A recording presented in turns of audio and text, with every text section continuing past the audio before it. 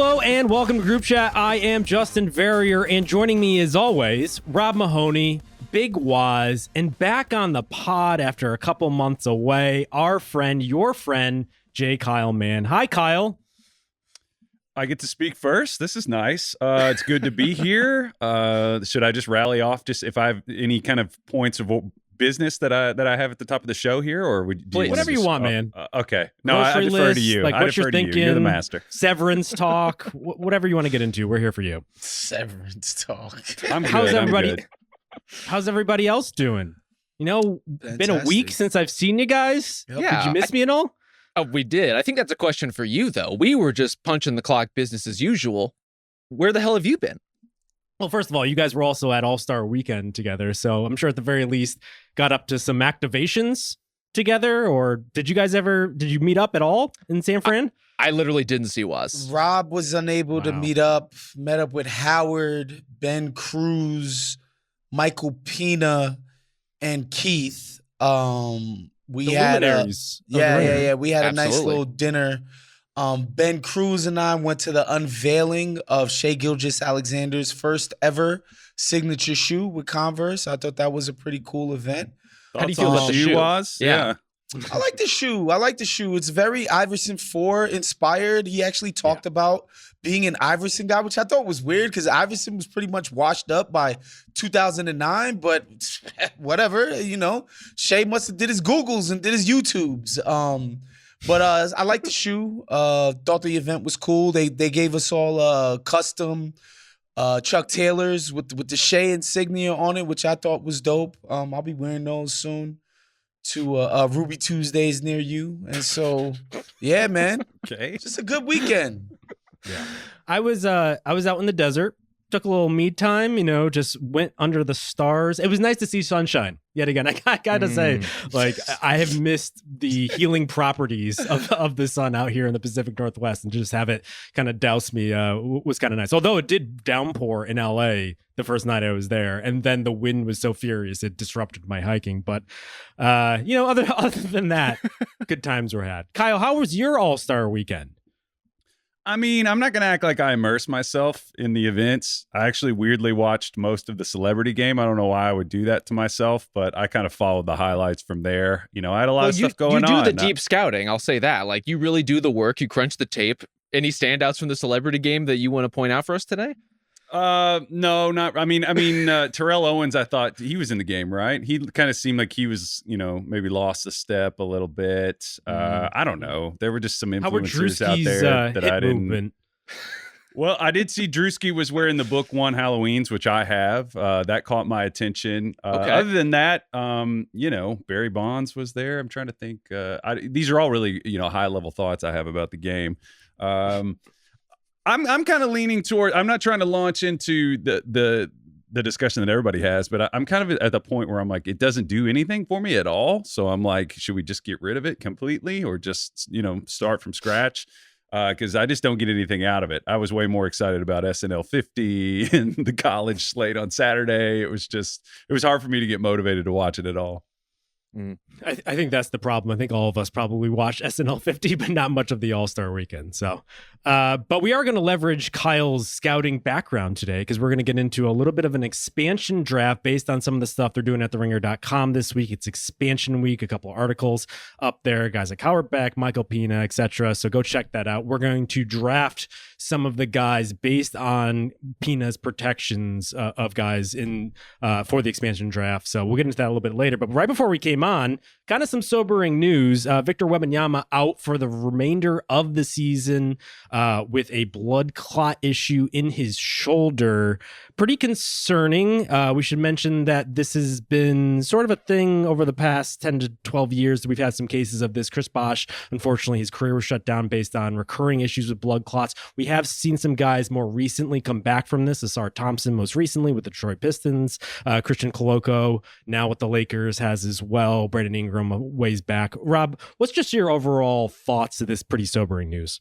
I mean, it's a pretty terrifying revelation about a 21-year-old guy who is as big as Victor Wembanyama. Like, these are the players you worry about these sorts of health complications arising, not just injuries, but things like blood clots. And it's scary. Like all of these guys that you listed, there have been cases of players coming back and being more or less normal, going on to have productive careers, all of that. But the clearance process is usually pretty intense because this is a very serious health risk that, if unchecked, can lead to some really dire complications. And so it's, on the one hand, great that the proactive screening revealed this in the first place, but scary news about one of the growing, like, up and coming luminaries of the game. Yeah, I just actually, before we hopped on, I was finishing up Court of Gold on Netflix, which is about the Olympic basketball journeys of France, Serbia, Team USA, and Canada. And I just finished watching that gold medal game, and Steve Kerr's like, we knew Wemby was going to have a big game, and he was incredible. To be that young and to be playing against those guys in that moment on that stage, and for him to come through like that for his team, even in a loss, it was just kind of a reminder for me, like, damn, this kid is going to do a lot of amazing things. And then, you hear the guys out for the season. Me, I'm not like, I don't know. I assumed it was going to be like, oh, he's got a foot, he's got a knee, Right. he's got a torn pectoral, he's got, I don't know, something that people. And there was some reporting Oblique. that there was a shoulder oblique kind, like something upper body issue, but I don't think anyone was anticipating blood clot. Right. And these are things guys come back from. And then you guys tell me it's blood clots in the sort of pre-production. And I immediately think of Chris Bosh, who's one of my favorite players ever, honestly. And his career got cut short by this. And I was like, damn, is it possible that we, never see Wemby again? And hopefully that's not the case, because if it was, just a major, major, major bummer. Yeah, it's startling that could even be on to just have that thought enter your mind that, like, that is a potential possibility. And like you guys were talking about, when he came into the league, I think we always knew that, and I wrote about this, I remember, in my like rookie summation of his, just looking at what he did and where he might go. And you just get this overwhelming feeling of like, please God, to stay healthy. But your mind goes to structural things, like you were saying, like, please God, let his feet hold up. Hopefully he doesn't have any kind of like joint issue or anything like that. You don't go to something like this. And those are all kind of things that would just hamper your ability to, stay as athletically. But this is one of the things that can, other than like serious, like terminal kind of malady stuff, this is a potentially very, very serious health issue that goes beyond basketball, but it is tough because, Wemby, like Wos, like what you were talking about with Wemby, I mean, it doesn't, necessarily need to be said again, but I will say it, that like he's special on the court in his skills, but also just you hit it, where he's this interesting combination of like Ralph Sampson meets Kevin Durant, mentally meets Kareem in terms of his sort of brooding intellect and things like that. But then he also has that incredible motherfucker competitiveness. It would really, really stink, if we lose him, selfishly as basketball fans. But beyond that, you just hope that he can just get healthy and be a healthy human being, period, so that we can get to see him play basketball. Yeah. Timing, obviously, super unfortunate as well. Just in general, this is awful. But like, it seems like he was rearing in the Spurs with De'Aaron Fox for rearing to really make this second half, or however many games we have left here, kind of a pretty interesting little case study of Wemby on the rise, right? It seems like the entire league is behind Wemby being a guy, being a future face of the league, or whatever you want to say. They're pretty deep there now in the play-in race in the West. So you assume this is more of just a prelude to what will ever happen going forward. But obviously the bigger concern is just Wemby in general, getting him back on the court, and hopefully we'll see him next season, at the start of next season. So we wish him the best, and the Spurs as well. Although, I mean, I guess if we're talking about all the different possibilities here, there's a David Robinson possibility here where he misses the second half of the season. All of a sudden they luck their way into a high draft pick. Maybe they're better off for it, but we'll see there. There's also the part of this where, again, the primary concern is Victor Wembanyama's health. I don't want to be alarmist about it, given how little we know so far, but let's wait and see kind of what his state is and what his recovery looks like and what his return to the court ends up being. For our purposes, as people on a podcast talking about the NBA, it's basically been a foregone conclusion all year that Victor Wembanyama is going to be the defensive player of the year, for example. And now I think that race is completely shaken up. Again, not of consequence relative to whether Victor Wembanyama is healthy or not, but there's a lot of different conversations that open up now as a result of one of the stars of the league suddenly having to exit the stage in the middle of a really triumphant season for him. Yeah. All right. Should we get to the expansion draft now? So as I mentioned, Michael Pina went through the exercise of protecting every team's top 8 players. So he picked 8 players who were not eligible to be selected in this expansion draft. The timing of it is a little weird where free agents are not eligible to be protected or be picked by us. And so guys like LeBron, guys like Kyrie Irving, who hold player options for this summer, fall into this weird nebulous black hole, kind of like Ozzie Smith in that Simpsons episode, where we just can't touch them on either side of this thing. Yeah. So it leaves a pretty shallow pool of deep cut players for which we will be drafting from. The teams are as follows. Rob and Wos are Team Vegas. And naturally. Naturally. Do you guys have a name for your new Vegas franchise? Have you thought about that at all? What do you think, Wos? Did not think about it. Oh my God. And I might have said this on the show before, but one of my Uber drivers during Summer League was like, we're going to get a team. And one of the names that were thrown about were the Blackjacks.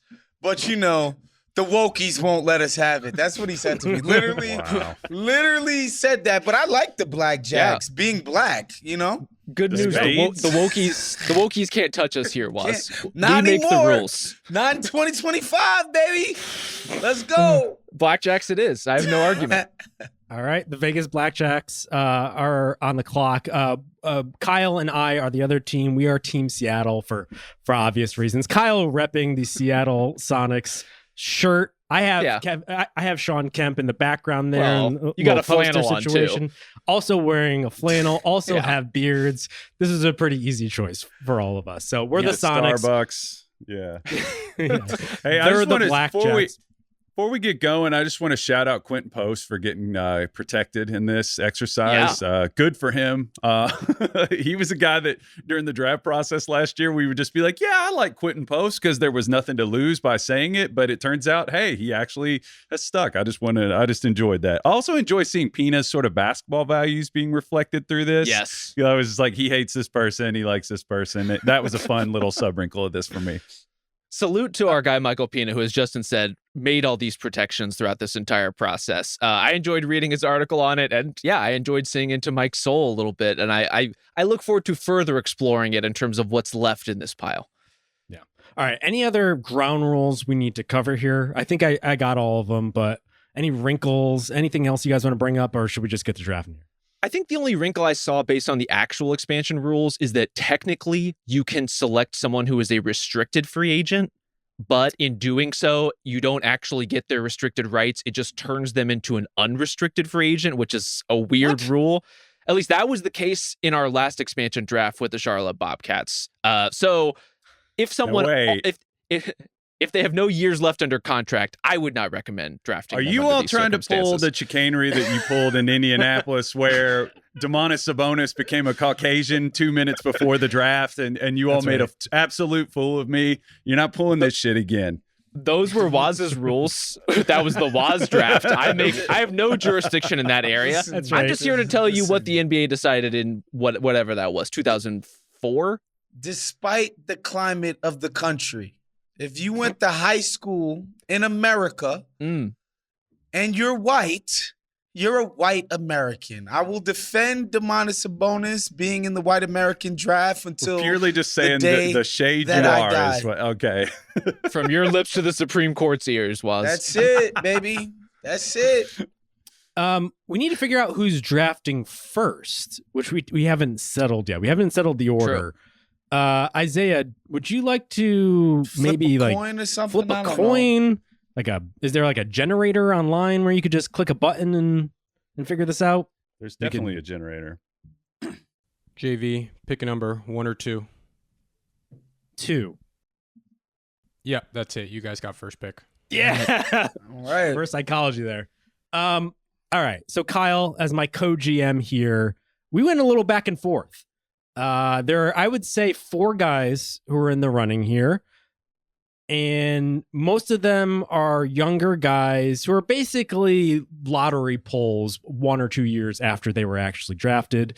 Kyle was making the case for an older player but Slightly this is older. going to be we should make it a point. This is going to be very difficult because we're basically talking about who we might draft not just now but Right. later in front of the other team. So we're just going to go for it, and hopefully guy code will play a factor here. You can just tell us if you want who you're going to draft later. See, that's the difficult part. Nah, dog. No, Kyle, I think we should stick to the board. I think not go with the older player. I think we go with the guy that we think will have the brightest future forward. What do you think about that? Well, I mean, I'll go with you just to be agreeable. I wouldn't do that just because I think I think 2 through 4 is a little flatter, and I feel like if I get one of 2 through 4, I'll be fine. But I think 4, which is where this person is, I want to take him first, but I'll go with you if that's what you want to do. No.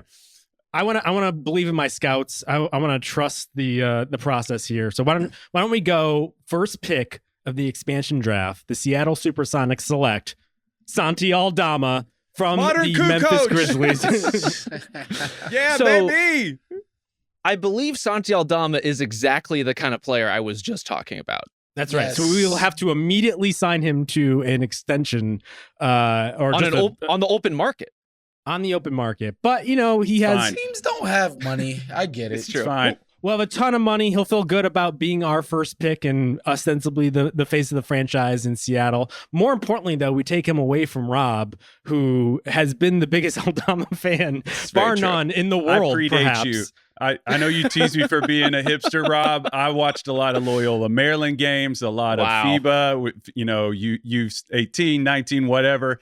Been a long time Aldama hipster. He's gonna interface well with whatever we choose to do, which is to try to get Darren Peterson next year. That's kind of our plan, or DeBonsa, whichever one. But I just think I like Aldama a lot. I called him modern coup coach. I just think he adds a lot of stuff. Great side. Do I have to defend every pick? Am I just being long winded for no reason here? We might have to actually explain who these players are to the audience, because these are deep cuts for even like hardcore NBA fans. But no, Aldama is probably amongst the younger group of players, probably one of the more well-known ones, just because he's had a really good season for the Grizzlies.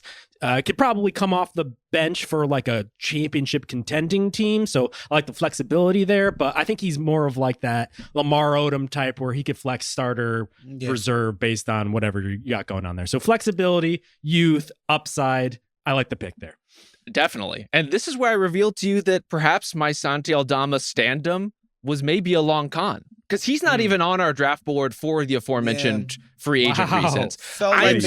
I am so terrified of being an expansion team in open bidding for Santi Aldama's services, when, as you said, he would be so attractive to so many winning teams.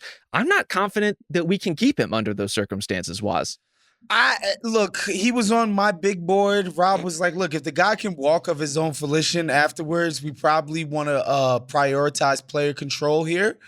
And so, I was like, whatever, get him out of here. But I think in real life, like, is he getting more than the full like mid-level from somebody on the open market when the Nets are the only team with cap space? No one also has cap space. If That's what I'm saying saying. This coming summer, it's like Brooklyn and no one else. It's mid-level money at best, which I think he's more than worth that, honestly. So I think so too. And to be in a broader agreement, just one of the better players, especially relative to age, in this pool, period. So I'm on board with the broader Santi Aldama experience. The bets at the top of the draft, I just feel like I would feel worse if you all made a bet and then you got Aldama. Because I just wanted to go ahead and snag him. That was my thinking. And I just think, I just think he's going to fit with whatever we choose to do, baby. Wow, but did you snag him? War room. And did you snag him? I don't know. Also, if somebody like becomes obsessed with Aldama, they could like work the sign-in trade, blah, blah, blah, whatever. Very true. Okay. Yes, for him. Well, this makes it very easy for us, Woz, because I think we had the same guy at the top of both of our boards. Yeah. With the second pick in the expansion draft, the Las Vegas Blackjacks will select Cam Whitmore from the Houston Rockets. Who's number one on my board? He can't dribble or pass, but that's fine. Yeah. I'm not worried about the dribbling or passing so much. To me, Woz, I don't know how you thought about this. For me, it was like, if you look at the history of these kinds of drafts, like look at what the Bobcats did, for example. It's a lot of role players. It's a lot of guys who have been kind of forgotten in the league. And then there is one player of relevance, and that's Gerald Wallace. And if I'm thinking about who could be the Gerald Wallace of an expansion draft, Cam Whitmore has the profile of a big wing who can score, who can theoretically do lots of things, who could be a versatile tool that could be a part of your franchise for a long time. To me, the reason why he's not popping in Houston is because, like, the freaking backcourt is very overcrowded. And on an expansion team, that won't be a problem. So, he will get to develop in the way that I think some of us were excited about, especially when we saw him last summer league. Like, he looked like a man amongst boys. And I get it. That's one of his strengths. It's like his physicality and his athleticism. But I think he needs the reps in order to become the guy he's going to become. And yeah, the new age Blackjacks, we're going to give him all. And plus, again, Summer League was in Vegas. Maybe there's something to being in Vegas that makes this guy reach his full potential, if not playing against nothing but G Leaguers. So we definitely had Whitmore on our board. I think I had him second overall before Kyle pulled the Aldama trick here. I'm curious, though, like, what is Whitmore's ceiling in the league? Is he ultimately a guy we think could even be a starter, or is he coming up? Kyle, you've done a lot of draft prep over the years. Like, where do you see Whitmore? Do you remember the sort of forensic findings from when we were writing about Whitmore last year? Justin, do you remember my conclusion? I was like, his development, his tools, his body type, he is note for note so similar to Jaylen Brown. It is absurd. They are built exactly alike. He's an even more explosive athlete, I think. I'm teasing. It kind of depends on what your mindset going in. Are you drafting this person thinking this guy is to use my draft writing kind of vernacular here, a roadmap? Is he somebody that's going to be like, we'll build around him? Maybe not necessarily, because I don't know if like the passing and the handling is ever going to be there. I don't know if he's ever going to be more than a Jaylen archetype, but he's a good player. I'm teasing, but that's kind of where I think there is a potential for that. Like, right. I think he's that type of player, a Jaylen Brown type of player. Needs the reps, though. Like, Houston, if they were a normal team on a normal development curve, then he'd probably be playing more. But these guys shot up to third in the freaking Western Conference. Like, I know. I'm sorry. You can't just be giving away minutes to young guys for development. You have to be contributing right now. Yeah. And I think on a team that has less lofty goals, he could do that. Like the Las Vegas Blackjacks. Facts. We're gonna be bad. But we're going to let Cam Whitmore dribble the ball until he figures out how to dribble the ball. We're going to give him an apron. Let him cook. So one of the cases Kyle made for drafting Aldama first was that we thought by doing that, our guy at number 1 might still be there when it came back around in the draft order. Mm-hmm. And he proved correct, because with the number 3 overall pick in the 2025 NBA expansion draft, the Seattle Supersonics select Nikola Topic. I knew from the Oklahoma City Thunder. I knew this was coming. The number the ball 12 skills and the feel. We're just swimming in it over here. I'm just backpedaling in the feel and it's great. We're gonna be a fun team right out of the box. So the number 12 overall pick in this most recent draft hasn't played a lick of basketball professionally yet. He's basically been on ice because he was hurt before the draft. And so we basically get a free lottery pick. Like, I believe in expansion situations and like the new teams. And like the rest of the media, you want to glaze Sam Presti. No problem. The man drafts pretty well. I think each of our teams is going to ultimately be Thunder players. It's very possible. I think it's going to be unavoidable. It's going to be a decent amount of. But Kyle, I know going into last year's draft, there was talk about him potentially being like a top 3 to 5 talent. He slid to 12 because of the fact that he was hurt. What do you see from him in the NBA next season when he's starting at point guard for the Seattle Sonics? Conversations I had kind of revealed that OKC had all of their guys. I mean, Jones, Mitchell, Topic, like they had them much higher than consensus. I know they had Topic tore his ACL, as we know, and that sort of threw a wrench in people's security about him. The big thing for him is that great size, great spatial feel. He makes reads really comfortably, easily. Like, he's one of these just prototypical pick and roll ball screen operator whiz guys. So I feel really comfortable about him, even if he doesn't develop into a primary, being somebody that we can put on the floor, and he's going to move the ball for us. So I love, like I said, and we're going to be bad. I expect to be bad, and we're going to be making a star play, and he'll be on a timeline because he's still only 19 years old. The shooting's the only question with him. Yeah. So, but I feel okay. I feel good about it. I think we can get him in the mid-30s. Can we have Chip England? Can we throw him at all into the draft? Because I'd just like to inquire about what he's up to so that we can feel a little better. Chip might take another pick just to lock up his services. So if you want to use it in that direction, we can negotiate. But Look, he was high on our board too. I think this is a natural, like, if you want to take a gamble on a prospect, why would you not take a gamble on someone like Nikola Topic? Like, that makes all the sense in the world. The funky driving game, the feel, the playmaking. There's a lot to like there. And I kind of want to wait and see with the jumper, Kyle, just because his mechanics are a little funky. He is a little like stiff in a way that concerns me for a prospect coming in that could theoretically be handling the ball a lot. I wonder if his ultimate like fate might be as more of an off-ball facilitator, second side type than it is someone who's actually driving offense, which even that would be perfectly fine. Very possible. We're also setting up a little bit of a European pipeline with Topic and then Aldama. You know, Seattle, a big hub for Europe. For You know, so we're tapping into that market in the same way the Dodgers are tapping into Tokyo. So we have the extra revenue streams. We're thinking big picture here. The business section of our organization is working here as well. By the way, how many players are we selecting in this draft? We never really ironed that out. That would have been a good question to ask. I think we'll just go until we don't even know who these guys are. You just want to go until we stop? I think, like, I don't know, 5 to 8. We'll see how. Oh, okay. I was thinking I was going full squad over here. I'm ready to roll. Well, we also have free agency theoretically in this setup, so we wouldn't have to fill every spot, and draft picks, which I was going to mention before. I think the way the expansion teams work in their first draft is they don't get the top picks, but they get somewhere near the top. Do that? I believe that's how the Bobcats worked. When the Grizzlies and Raptors were first expansion teams, they were like banned from having the number 1 pick for like a few years. I don't know if it was top 3, but definitely number 1. I knew they weren't allowed to have for a few years. I don't think that's the case. Why would that even make any sense, especially with the lottery odds being what they are now? Yeah. Well, part of the flaw in the design of this process is that there is a significant voice within the league to actually change the expansion rules before there actually is an expansion draft and before new teams like Seattle and Vegas are actually brought in, because these are ancient rules that reflect a different NBA. And so we're operating with the ones that are established, but they could change. Do you guys trust Adam Silver and the purveyors of the second apron and all this other crap to actually get this right?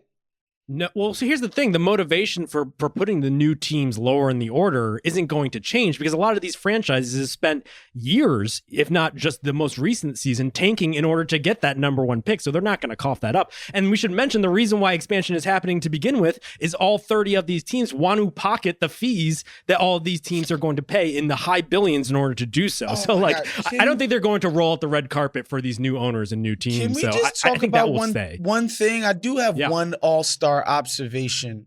A lot of people who was their first all-star game felt like it was sort of like a church crowd. And I saw one of my buddies who does not work in the NBA at the airport flying back to LA. I was like, "What were you doing here?" He was like, "My company and we took clients to the NBA All-Star game." I said, "How much did those tickets cost?" $5,000 per ticket. Jesus. To sit 9 rows up. Yikes. At a glorified exhibit. $5,000, y'all. That is unconscionable, dude. Who's supposed to actually be at this game? Like, how is this atmosphere supposed to be good if it's just corporate sponsors and, basically companies courting their freaking clients and not people who actually give a shit about our league? Like, this is fucking insane, dude. Insane. A freaking Modelo in there was $20. One Modelo. It's just fucking gross. I'm sorry. It is gross. Get off my soapbox. And I realize that I'm a fucking caricature with my Bernie hat on right now. But it's freaking disgusting. I'm sorry. It's gross. There's no reason for this shit. You guys make enough money, bro. This Nasty, is why man. We need to do the expansion draft as an in-person attendable event, a la the NBA draft, so that the real sickos in attendance can have a standing ovation when Nikola Topic gets pulled off the board. Yeah. Like, tickets give the don't people go for what anything they want. more than $10 for our expansion draft, Absolutely. in which we have selected 3 players, all of whom are bench players at best right now. Yes. By the way, so in 2004, the Bobcats were assigned the 4th pick in the draft. They did not participate in the lottery at all. And then they traded up to the 2nd pick, which, as we know, they used to select Emeka Okafor, Bobcats legend. You know, as we know. I mean, worked out for them, relatively speaking, but Emeka Okafor is not Dwight Howard, it turns out. I definitely was an Okafor over Howard guy going into that draft. Oh, That was a conversation. Remember that? That was like a huge real conversation. Yep. Yeah. Crazy. Okafor was awesome. Oh, did he win 2 championships in college? Like, Just the one. But he was player of the year. He was like Yeah. an awesome guy, that like culture guy you immediately want in your locker room. But Totally. definitely did not have Dwight Howard's career. He did not. Do you guys want to go with your next pick? I believe the 4th pick in the draft. Yeah. Waz, who are you thinking here? Like, I'm fine with going chalk here because we got to get spicy. Here's the thing. I feel like the next guy we have on our board is going to be there for us. And I wonder if That's fair. another young guy who we had on our mutual boards, we should highlight here. You're right. So for our 2nd pick, You're right. the Las Vegas Blackjacks will select Gigi Jackson Sir. of the Memphis Grizzlies. Figured. Yes, he was sir, up for us. Ski. Yep. That was in neon signs for me that Gigi Jackson was available because since he's been back, man, he's just a beautiful fill-in-the-blank kind of player. Doesn't need to handle the rock, but like when they ask him to do stuff with the ball in his hands, he's capable. I'm not saying he's like J-Dub or anything like that. We're not getting crazy here. But he's more than capable of putting the ball on the floor and making something happen. And the jumper looks smooth, Kyle. I don't know if you've seen him since he's come back. I like the You stroke. aiming that at me for? No, I'm just telling you. I wasn't smiling in any kind of like making fun of you, but No, I didn't behind these think you were. eyes kind of way. It was I I didn't think was so. just listening to you. Why I don't have he's improved a lot, and that it's just kind of it's been an interesting path for him because he, as everybody knows, he entered college probably a little early. He was pushed in, I think, a little early. Then he's just been kind of a step ahead of what he's quite ready for, and we've just kind of seen it start to stabilize. And I think what you're talking about is true. He's somebody that can offer a lot of different Bro, things. he's It's still very young. 6'9", dude. So my understanding, Kyle, is he was the best prospect going into college 2 years ago. Is that correct? Yeah, and he was. It just flipped really quickly. I mean, he was going to go to North Carolina, and that he would have been on a pretty good team, and then he ended up being on a bad South Carolina team as a freshman, and it was just a disaster. And it pushed him down in the draft. And then you saw the Grizzlies get him. Understandably, he and Whitmore both interesting kind of value plays later in the first round. And yeah, I mean, it was just kind of like found money for the Grizz. A no brainer to take a talent like that. Always bet on those guys. Yeah, I like the pick. I might have picked him myself if we were up here at number 5. A lot of talent there, still young, on a cost-controlled contract. So a lot to like there with Jackson. That's a good pick. All right, next one is a little more difficult here because I think this is where, for us at the very least, the draft breaks between if you want to still keep going young and cost-controlled versus maybe some more veteran players who could help now but might not be there when we're ready to be good 2 to 3 years down the road. Yeah. Kyle, I think we go ahead. The oldest player we've selected so far is 24 years old, right? Like we're still going very young to this point. Sir. Kyle, I think we go down the same path. We set out a plan to let the spirit of Sonic Sam Presti kind of guide us through this process. And I think for that reason, I think we have to go with the guy at number 8 on our board. What do you think? Or excuse me, number 5 on our board. Oh, let me see. My numbers got jumbled here. Yes.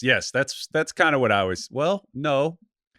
Yes. lot of dissension within the ranks, and by the ranks I mean inside Kyle's mind. No, look, all right. I did that thing where I'm making a spreadsheet and I did the auto populate to make it go all the way to 30, but then I moved the numbers around. So my 5th line says 7 and it's like all off. Anyway, boy. Yes. We should the difference between Kyle and mine's draft board, because we did individual docs and basically shared them. Mine is just a Google Doc with a list of guys, some of whom weren't even Goddamn available mess. because I misunderstood the rules. And then Kyle's is a spreadsheet with color coding, separate columns for the different types of players. I'm not talking about positions. I'm talking about like the first columns are primary, defensive anchors, energy bigs, and then we also have switch bigs in here. It's incredibly intense. It's a real it crystallizes the difference between our approaches, I think. They're called archetypes, Justin. Maybe you should become familiar with them. The diligence is incredible. I think it may overstate slightly the depth of this pool, where honestly, we are scrambling for viable NBA talent you would actually want to have on your roster, and not so much like, can we build a coherent lineup? Well, That's you said a pile earlier, and I was just like, well, a pile can be many different things. You know, It's a true. pile of diamonds is awesome. Is it a pile of poop? Is it, you said pool? Is it a pool of water coming in and out? Or is it one of those standing pools in the woods that you don't want your dog to drink from because it might have blue algae in it? I don't know. That's what we're figuring out here. So, but Have y'all made a pick? hey, taking her picture full me on 5 the- minutes on the clock. Yeah. All right. So with the number 5 pick in the expansion draft, the Seattle Supersonics select back into the OKC pool. We're going AJ Mitchell, second wow. round pick for the Thunder last year. Showed a lot of promise earlier this season. Unfortunately, he's out right now with a toe injury, but a 3-and-D type, can handle a little bit. I think he's just a classic Thunder developmental guy, cheap guy, as we mentioned before, cost controlled. So all those things combined, I think we like the pick. He fits our vision for the future, we would say. I Y'all love taking AJ this Thunder's Sonics Yeah. Presty ting pretty far, but okay, cook. can I say AJ too Mitchell's that good, but yeah, that's pretty high for AJ Mitchell. it is? I was teetering towards another person. Hopefully, he'll still be there to address sort of the needs that we have. But it is a little jarring and frankly a little nauseating to go on Basketball Reference and see OKC Thunder. Best players in history, Gary Payton. We gotta stop I that can't do this shit. anymore. Like it's Fuck outta here. it's time to separate them. And that's my beat. And it's especially disrespectful the way they freaking stole the damn team. Exactly. It's gross. We're It's taking gross. it back one deep role player at a time. All right, you guys are on the clock now. All right, Wos. I mean, I think with our next two guys on the board, we have polar opposites, a steady, predictable role player type, and a who the fuck knows wild card element. Yeah. I'm going to defer to you which way you want to go with this one. Oh, you know I'm having a pool party, baby. Jordan Poole, come Oh on my down. God. We're taking Jordan Wow. Poole. Jordan Poole, come on down. He's had enough That's early. distance from the punch. He's rehabilitated his image, and I He think has. he's kind of the best actual NBA player today on this whole board. Yeah, in I think so. terms of right Well, now, Beal. on February 20th. Brad, I'm going to say spoiler alert. We will not be selecting Brad Beal. But he's on the board. You're I right. don't Brad think so. Beal He is on the li- board, though. Brad Beal is probably a little bit better than Jordan Poole. Yes. That's fair. But like with a lot of these other younger prospects, you're picking them in the hopes that they one day become as good as Jordan Poole is right Jordan now. Poole is still 25. Still He's 25. been good this year. Yeah. And the contract isn't good, but I also It's don't not expect us to be terrible. free agent players, and the rest of our roster is It's going all to be good. pretty cheap. All good. I'm not worried about it. So bring on Jordan Poole, but invite us to the pool party. Yeah, he has been surprisingly good this year within the context of Jordan Poole-ness. But the contract for me was a little bit of a stopping point. 2 years, $66 million. So you're paying him over 30 a year for the next 2 years. There's you a salary neither of these floor, Justin. is. That's right. But as we'll see here, some of these like mid-tier contracts could pile up, especially if you guys vision yourself as wanting to go out and making a play at, I don't know, Kyrie Irving in free agency, if that's We don't. a possibility. But I like Poole as a player. I think he's a little underrated at this point. As crazy as that is to say. To me, he all is right. the of the veteran core that's available. I mean, to the extent that he is a veteran, he's still a young player. But of the established players, I think just one of the more proven productive of anybody in the Easily. pool. And so we're happy to have him on our team. Will anyone on our team pass? Who knows? Time will tell. Yeah, I can kind of see where your all's needs are going to end up down the road here. So before that most recent pick where we took Mitchell, unfortunately Kyle had texted me to draft another guy and I completely missed it. So luckily he's still on the board for us. Our organization is just a shit show right now. I was going to say this got dark so quickly that you guys were legitimately stewing over like Brad Beal or Jordan Poole. I just wanted to point out that that's Brad We were not Beal. stewing. Not We you were all. not. Just Justin had a real beat where he was like, you know what, Bradley Beal is a little better than Jordan Poole. I was like, wow, these are the stakes. So Welcome to group chat, Kyle, man. But Kyle, I think we should go with the guy that you suggested we take, and we're thrilled that he's still on the board at, what is this, number 7? Yes. We're gonna take Jonathan Mogbo. He is a connector. Really? He's a switchable defender. I think he's gonna cover the needs that we have. We have ball movers. I think he'll shoot it eventually. I'm not worried about that. Jonathan Mogbo is who I'm taking. Rob, go ahead, react. Say what you're gonna say. I would say he's like second, if not third, among the potential Raptors that I would draft in this pool. So not high on my board, to say the least. I, with all due respect, do not understand this pick. Okay, that's fine. Listen, our scouts loved him, so we just had to go with the will of the room. Do That's I all have that really anything matters. to contribute about Jonathan Mogbo? No, I do not. But we're just happy to have him on the team. Good culture. Great defensive hands. He's switchy. I'm feel good about it. He's 23. You know, he's okay. I'm not gonna act like he's a spring chicken, but he addresses a need for us. We need some defense. We can't have Aldama and Topic out there trying to protect. He's AD to Kyle's Nico Harrison. That's all. That's all that is. They identified the one guy that they had to have, and it was Jonathan Mogbo. All right, you guys are up at number 8. I feel pretty good about our next guy up, Wos. How do you feel about that? Yeah, lock him in. We're going to take Ben Shepherd of the Indiana Pacers. Yes, and sir. we're going to say we got 2 years under contract with Ben Shepherd, plus his restricted free agency. Potentially 5 or 6 years of just like a solid 3-and-D wing that we can pencil into our lineup. Does not want to dribble the ball, nor can he, but can knock down threes. Can knock down threes, can guard, puts in good effort, understands spacing. Like, we're going to have some wild cards clearly with the rest of our lineup so far. And so let's have the one guy who just knows his role, who can do his job, who's going to show up, and is already a playoff caliber rotation guy for a team of some actual relevance. I wanted him. I wanted him. That was going to be he was going to be a nice thing to sprinkle over the guys that we have, and he's going to get a lot of open shots. This is the first time I felt a little bitter so far in the draft. Okay, I haven't felt bitter about my own bad decisions yet in life. Let's go. So we made it this far. But on that note, we're gonna stick to our basic ideology here. We're gonna keep pulling from the young player pile. Just guys who can't play yet? Okay. Guys who are on the Thunder roster. Okay. No, this guy's not on the Thunder roster. Okay. But he is coming to Seattle. He's from the Golden State Warriors. We're gonna take him at, what is this, number 9? It's Trace Jackson Davis. Nice pick. So big man. We don't have one of those yet. Obviously fits the young, cheap guys that we've been basically only drafting thus far. Feeling good about him. Kyle, what do you think about Trace?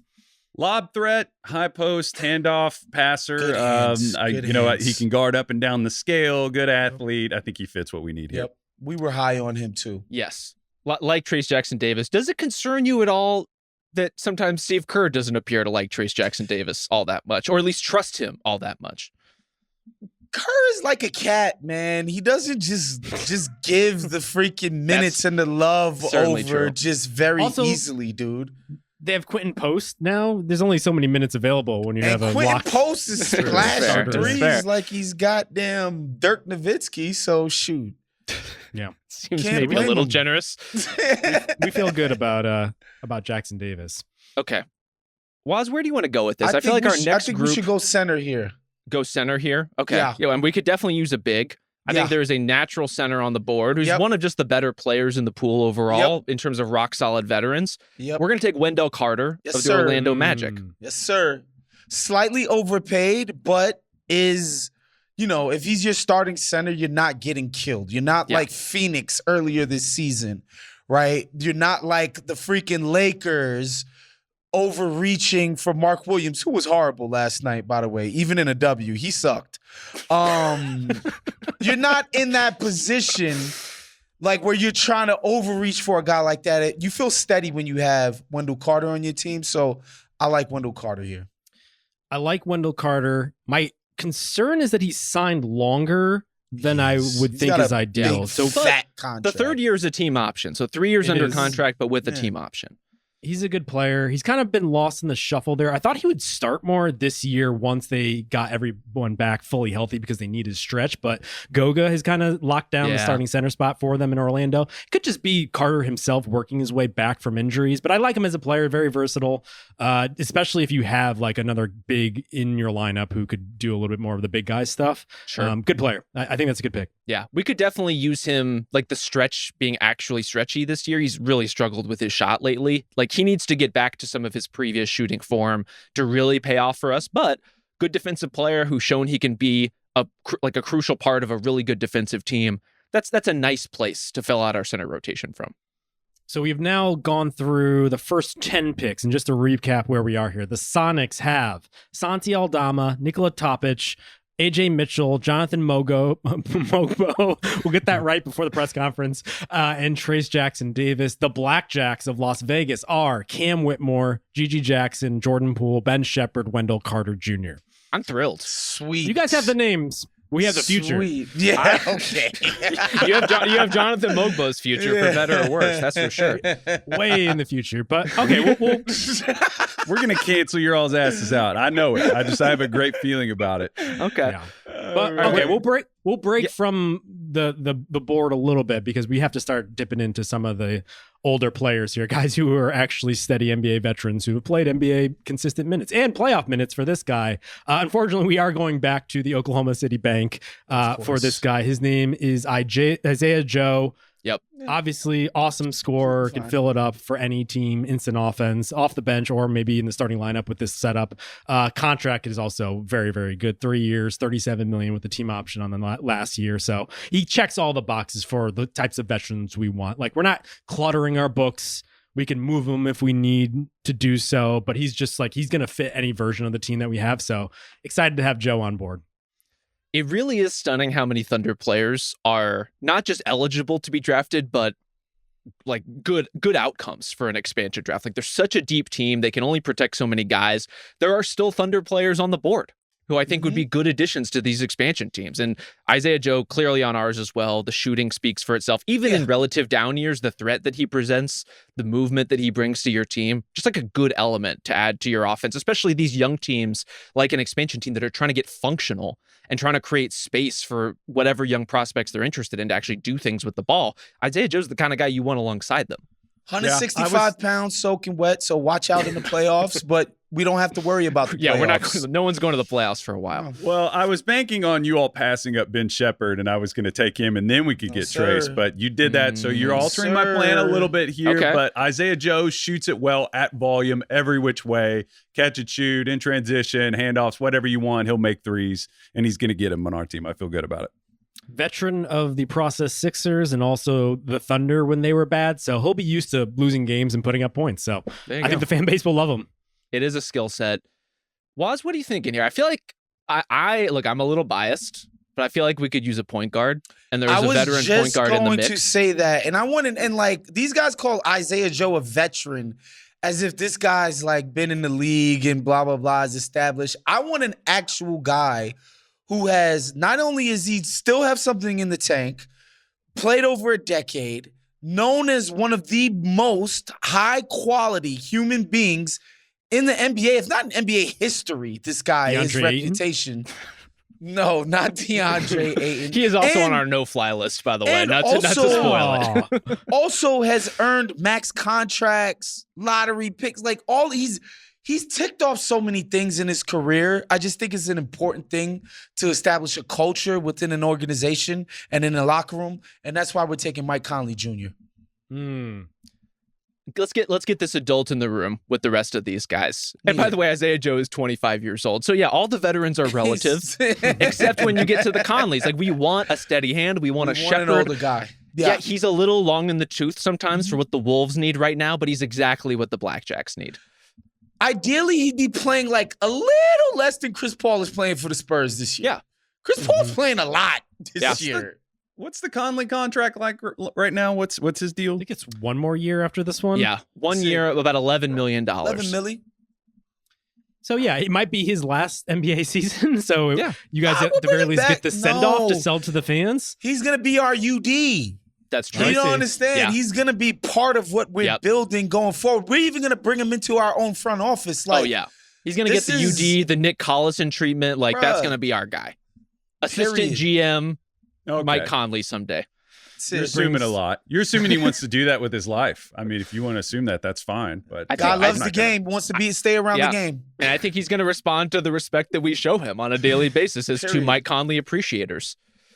All right, so we're back on the board here. Number 13 in the draft. Kyle, I feel like we got to go Thunder again.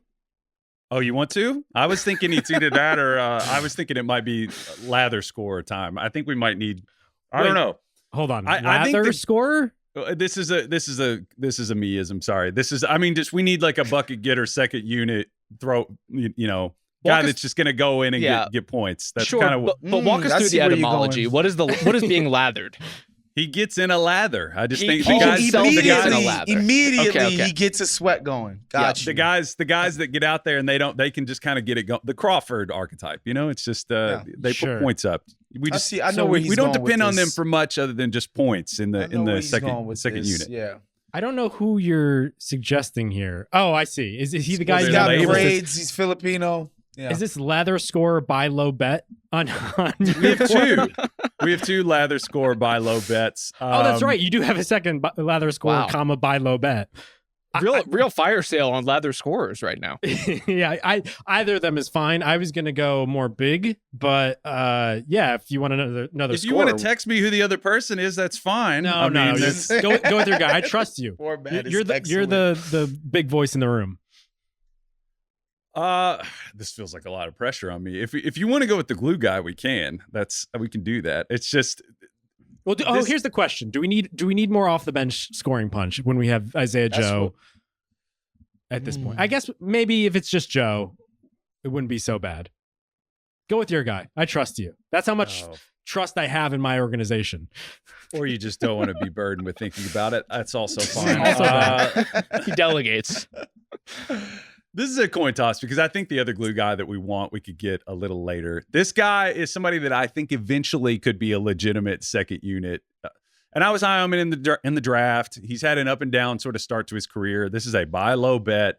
Nick Smith Jr., I think, from Charlotte. I think that he's a guy that can get buckets. He's been sort of slowly trending up.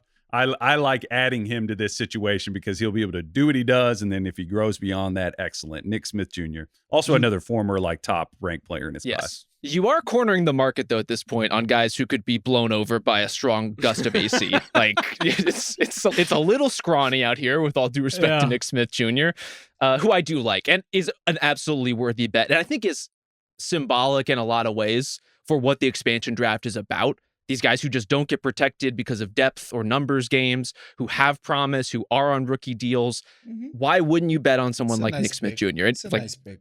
See what he can get you in a potential lather.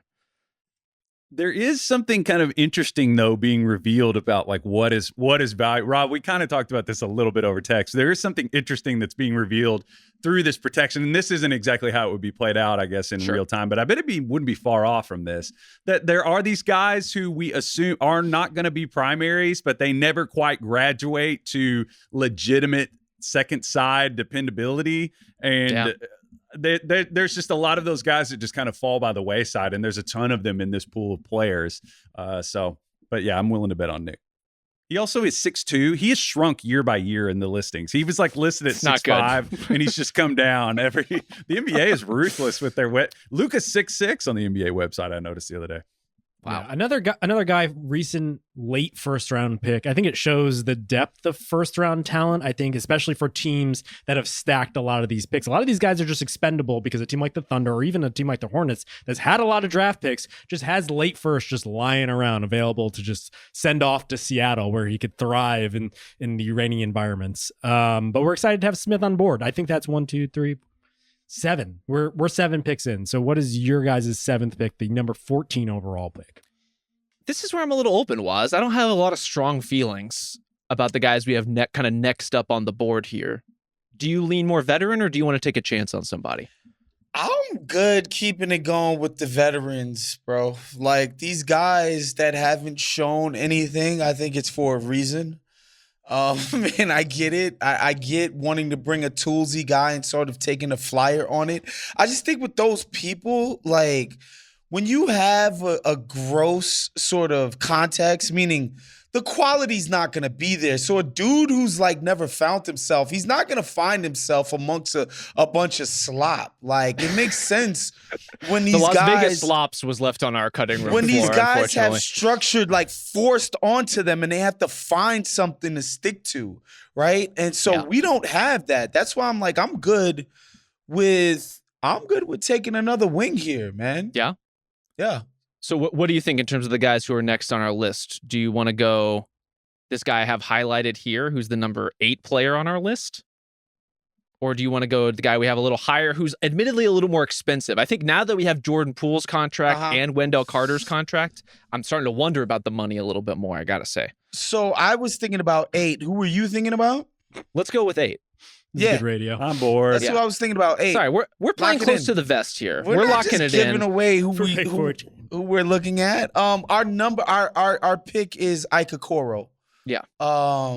And again, Ike. what, nobody's ever called him Ike before? Not that I know of, but if he's getting a rebrand in Vegas. Ike, baby.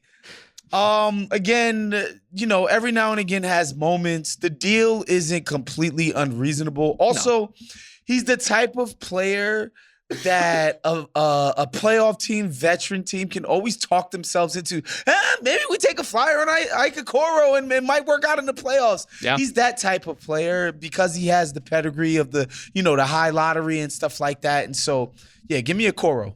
Plus 2 years running of good perimeter shooting, especially from the corners. Like, yes, only that's a guy from who the can corners. plug and play. Only from I didn't claim anything else.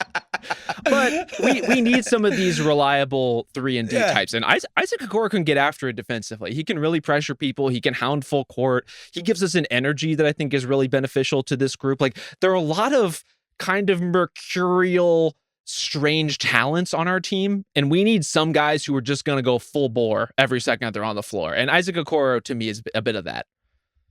We definitely had him around this range. The type of contract that might be a little pricey for a team like the Cavs right now that just keeps adding to its books, including DeAndre Hunter at the trade deadline. But for a team with literally $0 on the books before this exercise, I think $11 million per season is totally adequate and fine. Yeah. So I like that pick. Good second draft opportunity for him to find a footing. So there are a couple veterans, and let's do 2 more. And let's maybe be a little bit more transparent about how we're talking about these guys, because I'll be frank, I don't know who else is listening to this still, but I'm having fun. I think we're looking at more veterans who are on real deal veteran contracts, which we haven't really prioritized up until now. We're looking in the front court. We're a little thin there beyond Mogbo or Jackson Davis. I think this is a bit between Kyle Kenrich Williams, another Thunder player who I thought we were going to pick in the last pick, a good glue guy, chemistry guy, could play a couple different positions for us, or a guy like Obi Toppin, who is probably the better, more dynamic player, but on a longer contract, 3 years, $45 million after this season. It also increases as opposed to decreasing. Is something to consider there. Where do you want to go? I'll go Toppin just because I feel like Kenrich is going to be there. But Kenrich is so funny to me because when you talk to OKC, I always say it reminds me of like when we were moving my grandmother, like moving her house. She was like a hoarder basically, and we were like, you can't keep everything. And she was like, no, I gotta. And she was like arguing for every little tiny thing. When you talk to OKC fans, they've had so much success drafting. You'd be like, well, I mean, you're not gonna be able to hang on to Kenrich forever, right? And they're like, no, we can keep. I think Kenrich is awesome. I'm a big fan of him, but I feel like he'll probably be there if you guys want to draft him at a spike now that I've said that. But we need some more athleticism and size and strength. So we'll go with our board. He's down our board. And to full disclosure, Toppin is the exact guy we were talking about previously. Yes. It's just the 3 years, $45 million for us with the contracts we already have might be a little bit much. Plus a Wendell Carter, Obi Toppin front court is not what I'm looking for. In terms of Obi is so one-dimensional. You know what I mean? Well, and he can shoot now. He obviously is a great transition. No, I'm talking about he's just an offensive player. Oh, just offense, yes. Yeah, his defense is still Doesn't really Tib- work. First team Thibodeau was all somewhere defense, saying, "I Jonathan told your Mogbo," so ass. that's good. Right. Yeah, that's right. Yeah, Rob, I would encourage you to go freaky on this one. Oh, One of okay. your young guys, flyer guys, synergy guys. She was like, "Oh, that was a nice drop step." The problem is this isn't a very freaky collection of players anymore. The We real took all the freaks. the real freaks are already off the board, and so now you're getting into some deep cut like spray and pray types. Like I'm just really hoping that this type of player could be important. Spray and pray. Like In that Musa vein- Diabate. No. I have to say I almost talked myself into Musa Diabate if we were going like 15 deep in this draft. I like him. Look, you have to applaud his willingness to just try shit. Like he's out there gobbling up boards and being kind of an effort defensive big, but also will just attempt things on offense that no player like him should really probably ever attempt. But I appreciate like the delusions of grandeur and maybe the hope of eventual grandeur for Musa Diabate. So shout out to him. I will not be selecting Musa Diabate. I'm gonna take Omax Prosper. Admittedly, more of a project, but We don't if have you any watch projects. the Mavericks play these days, you will see 1 to 2 plays every game where Omax Prosper will do some insane shit, like intercept an outlet pass at half court by going full vertical and triggering a transition break the other way. He will also do 4 or 5 things that make absolutely no sense and Doesn't make he you shoot like 35% from 2 or something crazy in 2 seasons? not an offensive player. But here's the good news, Kyle. We have offensive players. We have scoring at home. So we're going to bring in Omax Prosper and just see what he can be. I think at this range in the draft, there aren't a lot of high upside plays left. And so it is either stable veterans or young guys who have kind of gotten a first shot and flamed out. Omax is kind of just starting to get his real look in the NBA. And I'm at least interested to see if he can get a continued one with the Blackjacks. Also, Haitian Canadian. That always matters on a team that I'm GMing. So shouts Absolutely. to Prosper and the Prosper family. That's right. I hope the people who are only listening to this on the audio version go to the YouTube version to see Kyle's reaction when Rob read off Omax Prosper's name. The curious, like, well, that's interesting. I'm selecting You're not a him fan. with the 16th pick in our draft. He's not exactly in Mogbo range, but not everyone can be. Listen, Yeah, I got keep like leaning on your Mogbo jokes. That's fine. I just thought. I literally based have on- Omax higher on my board than Mogbo for the Just record. you are legitimately crazy. I don't see any reason to do that. I just think there was a glut of archetype. Like there's a glut of a certain type of guy that I knew would be there. I personally think that Mogbo is going to be a good defender in the league, and I was like, there's not as many of those guys. Justin, And I agree kinda with feel Kyle. like I just feel like I've kind of forced him to be honest. That's true. I think. At this point, if now we're seeing that there is like an end to the runway of this and we're not going forever, I feel like we These should be the probably last should picks. get we should probably get an adult defensive anchor for our basketball team. I think Because so. I mean, Jackson Davis can do some of that, but I think we actually need someone with legitimate size. And then you just kind of start having these guys there is no long-term bet in terms of a defensive anchor in this group. I mean, if you're looking down through here, I mean, hold on, let me pull up. I had them clustered together. There's Are you looking Biombo, at defensive there's- anchors or energy want- bigs or switch bigs?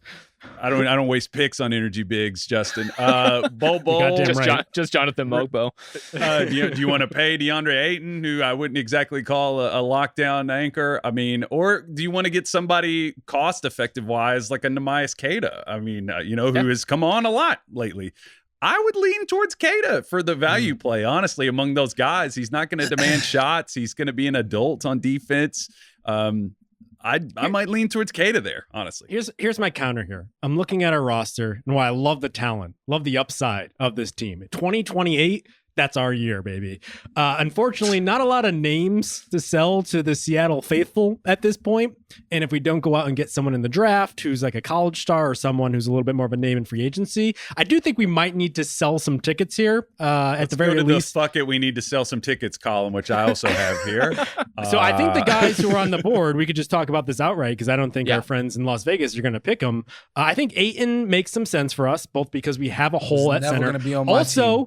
He's an expiring contract next year, so it really is just a 1-year pull. I think you could also look at him more as trade fodder down the road, but also we're stealing him from our Pacific Northwest brethren. We're taking the heart and soul of this scrappy Trailblazers team, importing him to Seattle, and so we're going to bring the eyeballs with us. But the other guy I think we need to consider might be Bradley Beal. If we're thinking the next 2 years, which is what Beal is under contract for, we just want the fans to enjoy halfway competent basketball. Beal's a good player. Jersey sales, man. Wow. They're just going to fly off the shelves. Yeah.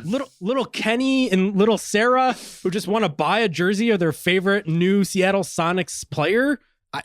I think there's a case for Beal. Which one do you want to go with, Kyle? I love the idea of Ayton as trade bait, even though he's been offered up as expansion draft fodder. That's just a hilarious two-step right there. He's a contract at this point. I also think like when he's motivated, he's played well this year. So that's another whole other story. It's true. Bealer Ayton. Man. You also said something about Portland. I think they're dead inside. They've lost so many big guys, so I don't think they'd really be hurt, over that. They might thank you for taking DeAndre Ayton off their hands. Honestly, they might. We haven't even gotten to Chris Murray or Ryan Rupert territory. Just like, don't get me started. I'll leave to you, Kyle. I think we need Ayton more in terms of the makeup of what we have on paper right now, but I think Beal would be the better draw. I don't know, man. I really don't. I honestly feel like we could meet halfway, and I can't believe I'm going to even say this, but maybe Ayton does make sense for the types of guys that we have. We're gonna go. I don't really want to do that. Now we're just who do you genuinely think is going to sell more tickets, Justin? Bradley Beal or DeAndre Ayton? I don't think anyone's coming. I could tell you for a fact nobody's coming to see DeAndre Ayton specifically. So I think Beal would be the better draw. But I think of people. Yeah, I like Ayton just with the makeup of our team. He'll play 1 year. Worst case scenario, we flip him at the deadline for some teams have gotten actually pretty desperate for centers who aren't on long-term commitments. And so worst case, he's just contract matching. We'll get a second round pick down the road for it. Just follow the Presti way, baby. Okay. We're taking DeAndre Ayton, number 17 overall in the expansion draft, Seattle Sonics. Thank you. Yeah, he was on our no-fly list. So other players who we were not going to draft under basically any circumstances. Bradley Beal, as mentioned, Yusuf Nurkic, Pat Williams, Terry Rozier, Mo Wagner, who I probably would think about, but he's already out with a torn ACL, and so who knows what he's going to be next season. And then basically any of the guys who are restricted free agents only. And as I mentioned, that would make them unrestricted free agents only. But Woz, we still got somebody we both love. A Grizzlies big man, who I know you floated as we should maybe circle this guy. And frankly, we get to outflank Seattle so hard in selecting him and Portland so hard in selecting him that I think we should do it. Yeah, Jay Huff, come on down. Okay, love it. Come on. Get on down to Vegas. Definitely, he's just been a revelation for me watching so many Memphis games this year. And Kyle, I'd never heard of this dude a day in my life before this season. And like, he's good. This guy gives them good minutes every single night, dude. And so, yeah, I've become a fan of his. Let's go. Love having Jay Huff with our team. Go ahead. What's the climbing gym scene look like in Las Vegas? Do you think Huff can tap into that? I bet it's great. I bet a lot of casinos have them, honestly, as part of their like kid-friendly entertainment wing. Hell yeah. I bet there's a lot of like empty silos in the middle of the desert that have been converted into climbing gyms. I think the options are going to be robust. Yeah. That's probably true. Hell yeah. Memphis deserves a lot of credit for like their like weight training program because Aldama actually has improved his body a whole lot since seen in Memphis. Goddamn and Jay Huff, stick figure. Jay Huff, like he used to just kind of be like a poster target basically in summer league. That's kind of what I knew him as. Everybody was going to try to dunk on him, and he's improved his body so much. It's just cool to see. Was always a skilled player, and I think it's really helped him break through in the league. I think the only other big I would really think about here if we were going big would be Kelly Olynyk, who's available for a year under contract from the Pelicans. Just a really solid work-a-day kind of stretch, kind of, with young kind of ball guys, skills. having a stretch big is so huge to give them some room to breathe and operate. So definitely thought about Olynyk here too. Yeah, but Huff gives us some of that. We have one more pick, right? I think that's all we got. Oh, that's all we got. Do you have any honorable mentions, though, Woz? Is there anyone you wish we had picked? Jett Howard didn't get taken, did he? He did not. Jed Howard. There's a reason for that. The problem with Jed Howard is like you hope he can be Isaiah Joe, and Isaiah Joe's on the board. Yeah. So why would you not just take Isaiah Joe? Yeah. Jordan Clarkson, nobody gave a damn about. Ayo Dosunmu was high on my list. I like Ayo. I love him just as an energy guy. Like he plays with a certain force that I really love. Kyle, do you have an opinion of Jalen Wilson? Luke Garza, like goddamn. Luka Garza. Luka Garza, excuse me. Excuse me. He's gonna be picked in the white guy Lou draft. Garza? He said No, I Luke. said Luke. But Woz is closer with these players than we are. You know, I'm just giving Ike guys Okoro nicknames and every Luke day. Garza. You know, those are his guys. But Kyle, do you have an opinion of Jalen Wilson with the Nets? He's one of these random guys who every time I watch him play, it's like, I don't know if the jumper will ever be there for him, but it feels like he's in the right spaces and it feels like he knows how to play. And I'm kind of drawn to him as a prospect. Yeah, I think people didn't totally know what to make of him when he was at Kansas. I believe he was with Grady Dick, if I'm not mistaken. But he's always, he had great size. Like you said, if the shooting had been there, I think he probably would have been a lot more valued in that draft process. I'm not surprised that he's stuck with them. I don't know that I have a strong opinion about where he's going to go in his career, but I'm always kind of.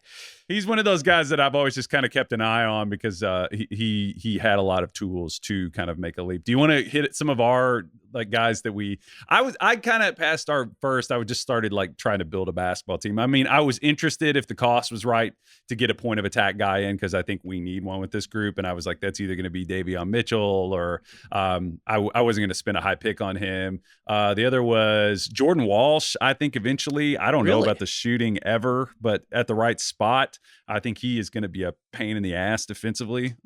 He's got crazy long arms. He's got that kind of bendy, Gumby strength that you like from your perimeter defenders. And then Jaden Hardy was the other coin flip lather score that I had. Was up there, yeah. A couple other notable names that didn't go. Marcus Smart, who's on an expiring contract. Simone Fontecchio. Yeah. That one hurts. Well, it's been a weird year for Big Tech all around. Let's be honest. It's a very weird year. Cole Anthony, I believe, also available, did not go. Kobe Buffkin, a recent lottery pick for the Atlanta Hawks. Mm-hmm. Those are basically all the notable names. Yeah, I mean, Buffkin again is a guy who I think fits the profile of someone who would be selected in a draft like this. And if the GM of an expansion team happens to be a Buffkin guy, love the guy, then you can see him get selected. Yep. And he fits exactly what I was talking about, though, about the value of the league being played out by who's protected. Granted, we said also Jamal Shed was one of Michael's highlighted guys that none of us took. I do like Shed. All right. Yeah. So, Rob, do you have the list of your team handy? I do. The Las Vegas Blackjacks will be, at least for starters, before free agency and the draft and whatnot, Cam Whitmore, Gigi Jackson, Jordan Poole, Ben Shepherd, Wendell Carter Jr., Mike Conley, player/future assistant GM of the Blackjacks. That's right. Ike Okoro, Omax Prosper, Jay Huff. I'm pretty thrilled about this team. I think we really nailed it. Look, if we played you guys, you'd beat us. All right. I'll give you that. Okay. You'd beat us. But that was not my thinking in this game. I'm thinking we're going to be bad. And if we try to be good, we're not going to be very good. So I didn't see much point in that. Just remember, just because you think you're Sam Presti doesn't mean you have his job security. Just always remember that. It's true. Well, that's true. Fortunately, I'm also the owner of the team, so I control my own destiny. The Sonics, just to recap here, Santi Aldama, Nikola Topic, AJ Mitchell, Jonathan Mogbo, who we love, Trace Jackson Davis, Isaiah Joe, Nick Smith Jr., Obi Toppin, DeAndre Ayton rounding out the core. That's the expansion draft. I feel pretty good about this. This is a fun exercise, even though you really have to be a fucking sicko to have lasted this long in this podcast to want to hear our thoughts. We love you about Nick Smith Jr., but we do love you, and we love this exercise. We are who we are. But it does go to show when this does eventually happen, and there will be expansion in the NBA. This is what you're looking forward to, is guys of this caliber mostly, right? Second draft guys, distressed veterans or guys on overpaid contracts relative to what their teams want. It's not going to be a murderer's row. Yeah, But- we set out and we both agreed like we are not going after older players at all. We kind of drew a line on our board. We're like, at what point in this draft will you consider an older player? And we drew the line at 10. So we weren't even going to consider an older player past 10. Yeah. Just to give you an idea of how different we were going into this. Yeah, that's how you end up with the process Sixers in that crap environment. It's disgusting. You got to have actual, real NBA players, adults in the room. It can't just be a bunch of kids. Then you draft some kid, you pat him in the ass, tell him he's the greatest thing since sliced bread. It's not the way to build a culture. You got to have adults in the room. Or at least that's what I believe. And as far as our draft strategies, we selected one player older than 25. Like we got a young team. It's just Mike Conley and the kids for the most part. It's true. I think the veterans are out there in free agency. You know, Taj Gibson is always looking for work, so we can always just bring him in. He's always over the available. offseason. Are you guys But I'll- poaching Thibodeau or something? Just might. Not a bad play. I will say this does make me pretty excited for expansion. I do think the teams too. will be pretty bad pretty quickly, but just to have new teams on the map, just exploring new territories in the NBA, I think Vegas will probably be an attractive market. I think Seattle is a more metropolitan city than I think people realize, and so Hell yeah. I'm curious how much they'll attract. There's definitely more of like a downtown city scene there than there is for some of the smaller markets, so I just can't wait to see those jerseys out there, see the Blackjacks logo get drawn up and unveiled by Wos, and The at blackjack press better be conference. black too. He I better don't be want to black. see. I don't want to see any European blackjacks. Thank you very much. Kyle, you'll be doing some more scouting in recent weeks and months because you'll be heading up our draft coverage at the Ringer. Anything you want to plug here? Draft guide, maybe? You hit it. I mean, yeah, we're working on that. Danny and I are working on those profiles, and we've got some other draft kind of content. I'm going to be pumping some of that stuff out around the conference tournaments too. Just highlighting guys and trying to create a little bit of a watcher's guide, since there's some people who aren't familiar with younger players in the NBA, so they especially don't know who the fuck these guys in the NCAA tournament are. I understand all that, and we're editing March another is home and around away the also corner. on top of all of that. So, Will you be yeah. explaining why Rutgers is so garbage?